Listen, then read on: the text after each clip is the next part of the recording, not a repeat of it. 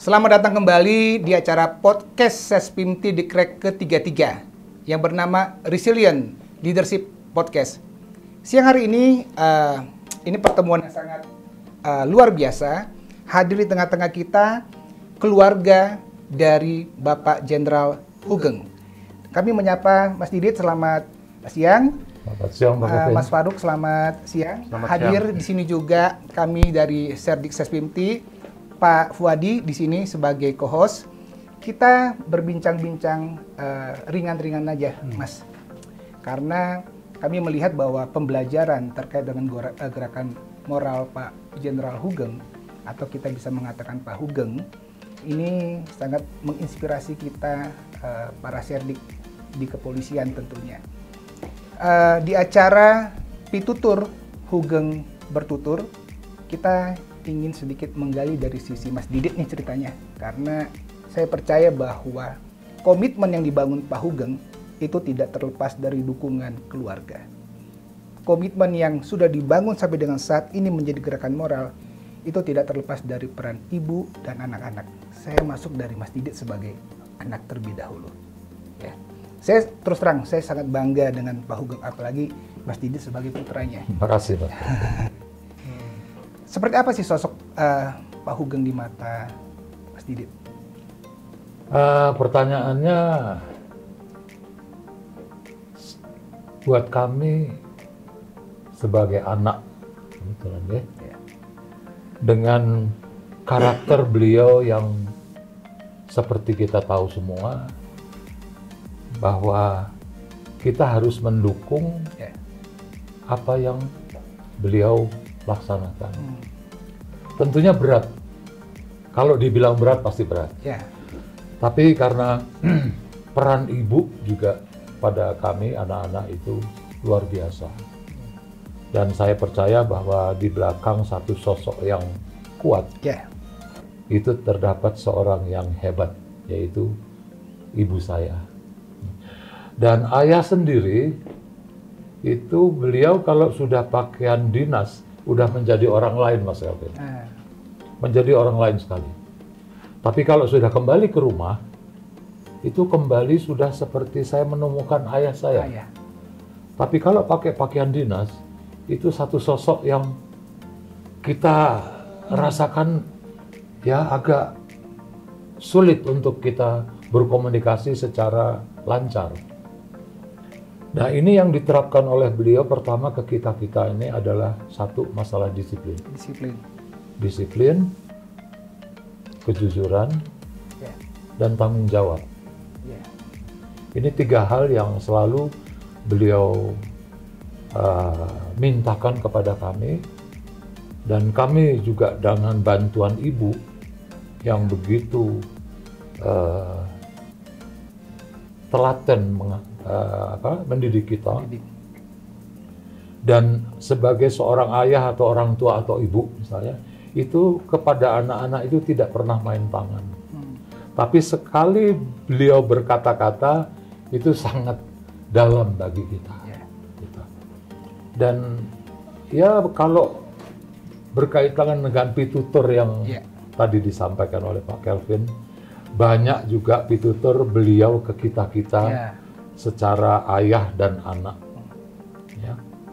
Antara lain, suatu saat waktu beliau sudah mulai agak sakit, karena saya laki-laki sendiri, jadi saya yang menemani beliau kalau di rumah. Satu saat saya tanya sama beliau, saya bilang, Papa namanya itu 3 suku kata, Hugeng, Iman, Santoso. Kok kalau tanda tangan itu hanya Hugeng saja?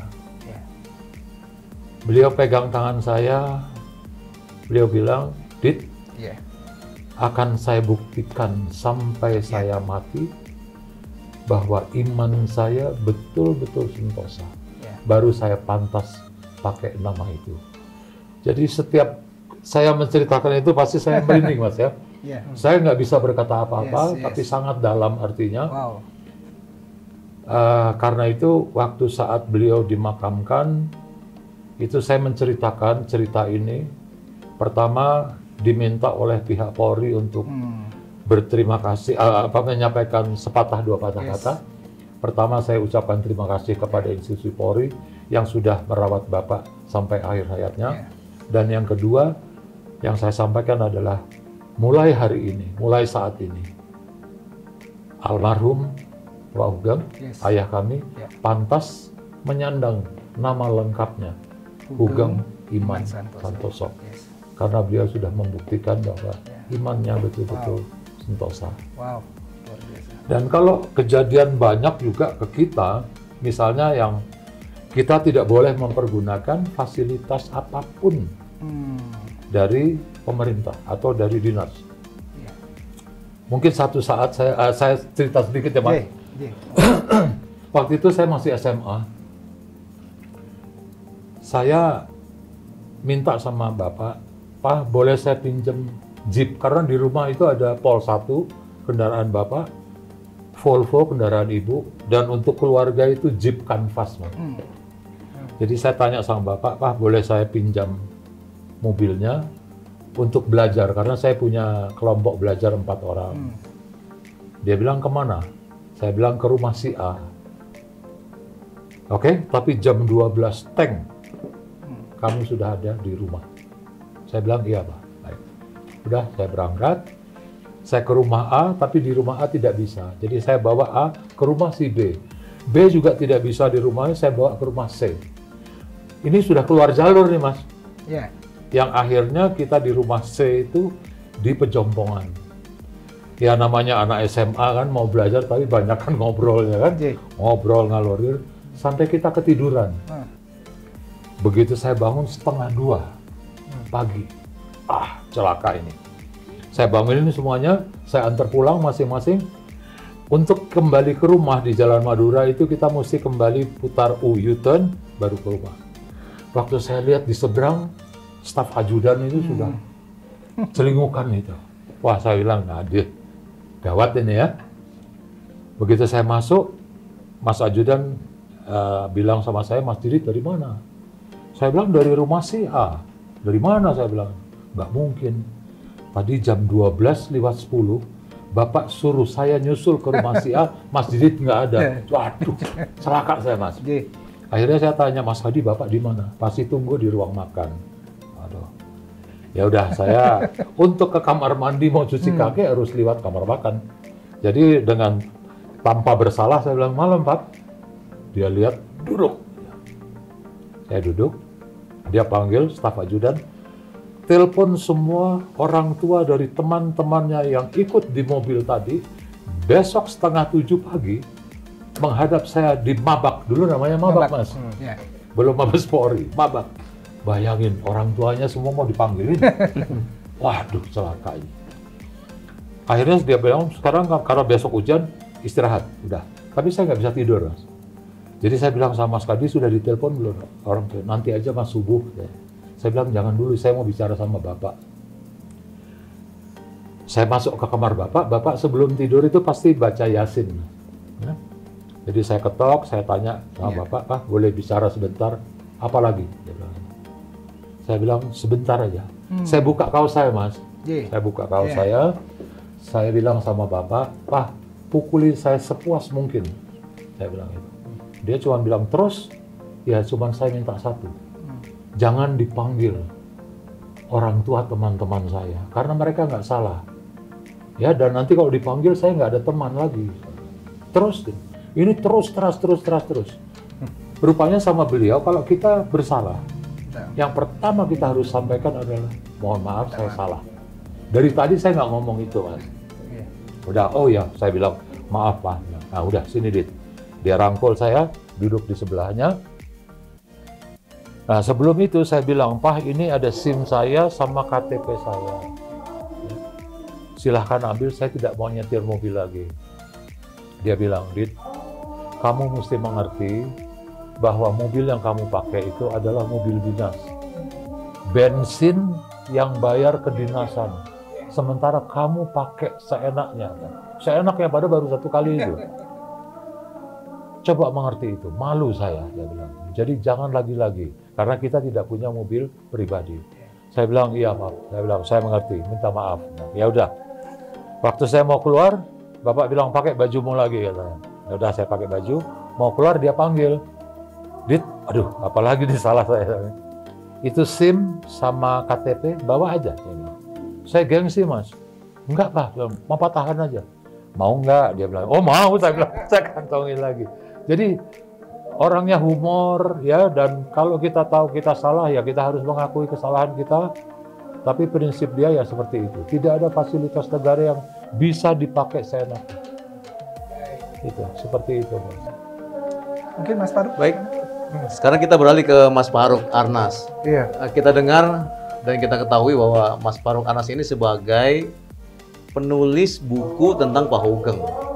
Nah, sekarang kita ingin tahu semua di sini, apa sih inspirasi yang membuat Mas Faruk ini mau menulis tentang sosok Pak Hugeng, padahal Mas Faruk ini bukan bagian dari polisi, sebagai orang biasa begitu. Apa yang mendasari, menginspirasi Mas Faruk ingin menulis, dan juga apa kesan-kesan Mas Faruk dalam penulisan buku tersebut? Silakan Mas Faruk.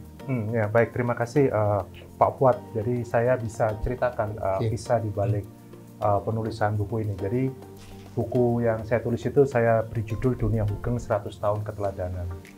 Buku itu saya tulis sekitar tahun 2021, yang mana itu tepat 100 tahun dari kelahiran Pak Hugeng, yang artinya di 1921, maka beliau pada 2021 100 tahun. Nah, saat saya menulis buku ini, hal yang paling menggelitik buat saya, sedikit menceritakan bahwa saya ini pernah menjadi jurnalis yang aktif menulis di lingkungan kepolisian, khususnya Mabes Polri, selama kurang lebih 20 tahun. Sejak 2001-an, kira-kira begitu. Nah, saat kemudian saya mendapati fakta bahwa tahun 2021 Pak Hugeng akan 100 tahun, yang mana kemudian pada waktu itu dan hingga saat ini kisah tentang Pak Hugeng itu seolah-olah menjadi oase yang tidak pernah kering untuk ditimba atau diambil airnya, maka saya menjadi kemudian tertarik. Dilalah kemudian pada waktu itu ada Pak Nanan Soekarno, mantan Wakapolri, dan pada waktu itu Pak Arief Sulistianto yang masih menjabat sebagai Kalemdiklat, membuka jalan untuk kemudian mengenalkan kami dengan ini bukunya ya? Betul, ini bukunya ya. Mengenalkan kami dengan Pak Adit. Berarti 100 tahun itu sejak Pak Hugeng lahir ya? Betul, sejak Bisa beliau lahir. ditunjukkan dulu? Betul. Nah, ini bukunya ya.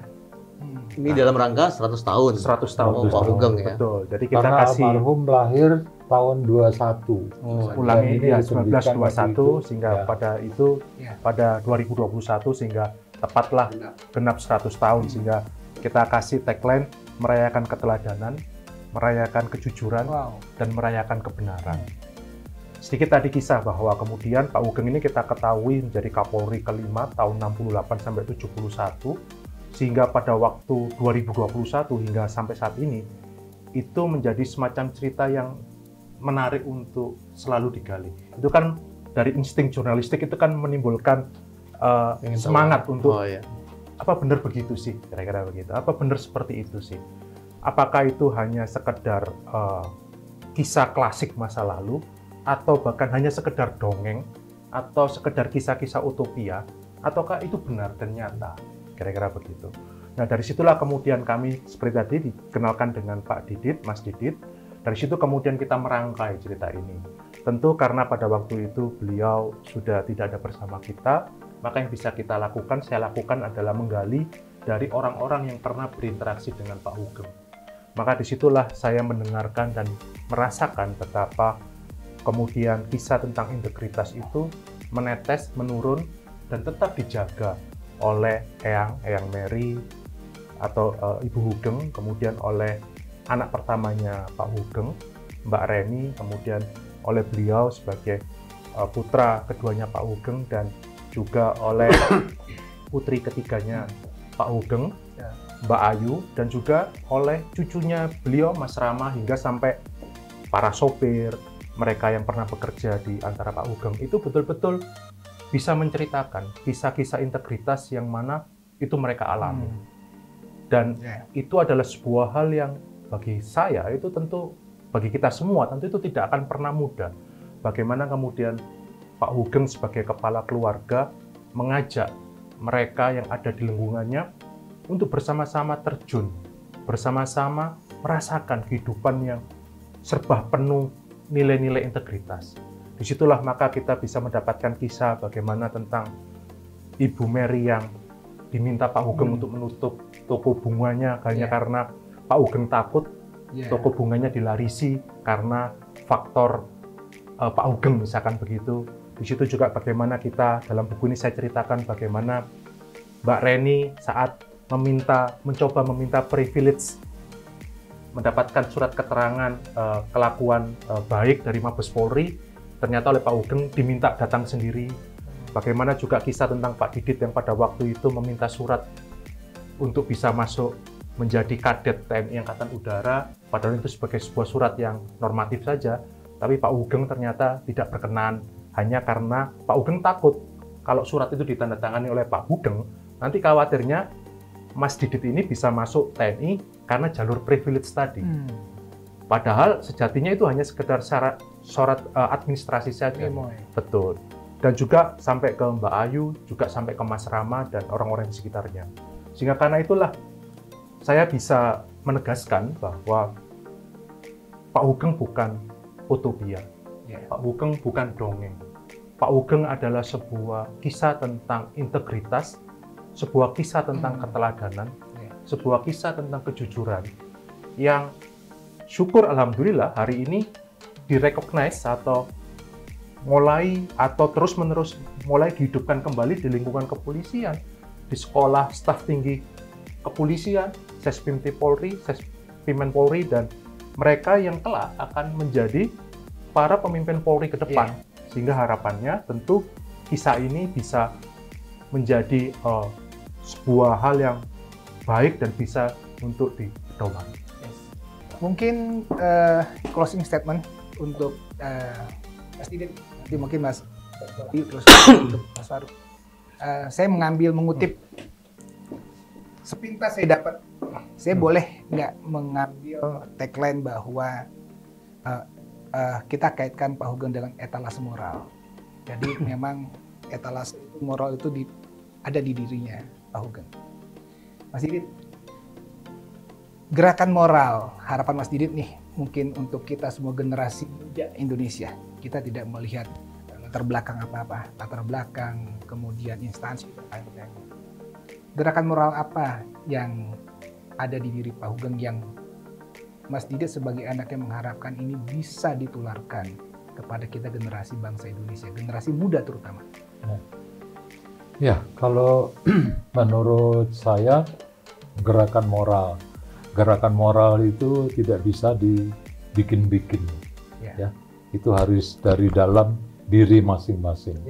Kita bisa menghimbau, tapi kembali lagi, apakah bisa dituruti atau tidak? Jadi kembali ke individu masing-masing. Tapi saya tidak merasa pesimis bahwa moral sekarang ini sedikit bermasalah, tapi insya Allah saya percaya ke depan nanti ya teman-teman adik-adik yang lebih muda itu bisa lebih memakai pikiran, bukan hanya sekedar insting. Tapi kita dalam melakukan sesuatu itu harus dipikir, bukan melalui perasaan atau hanya sentimental, itu nggak bisa. Jadi gerakan moral menurut saya harus dibangun dari diri kita sendiri, dari diri masing-masing, dan saya percaya itu nanti satu saat pasti akan bisa. Kalau bagi saya sederhana saja bahwa Pak Hugeng itu ibarat sebuah cermin besar gitu, bahwa ternyata pernah ada seseorang pejabat tinggi yang bisa hidup dengan sadik, dengan penuh idealisme, dan bisa. Jadi pernah ada dan pernah bisa. Maka untuk itulah semoga nilai-nilai yang pernah dicontohkan oleh Pak Hugeng itu akan terus bertahan dan akan terus direproduksi kembali di ruang-ruang seperti ini, Baik. di tempat-tempat seperti ini. Baik, wow, luar biasa. Ya, kita tepuk tangan dulu lah. Baik, pemirsa, gerakan moral yang dilandasi dan dilakukan Pak Hugeng, harapan kita bisa menjadi penerus generasi muda saat ini. Bidang kepolisian, kita harus memiliki landasan moralitas yang dimiliki Pak Hugeng terkait dengan melayani masyarakat. Yang pertama adalah berbicara tentang kemanusiaan. Yang kedua adalah berbicara tentang keteraturan sosial. Dan yang ketiga adalah peradaban masyarakat. Sampai jumpa di acara podcast selanjutnya. God bless you.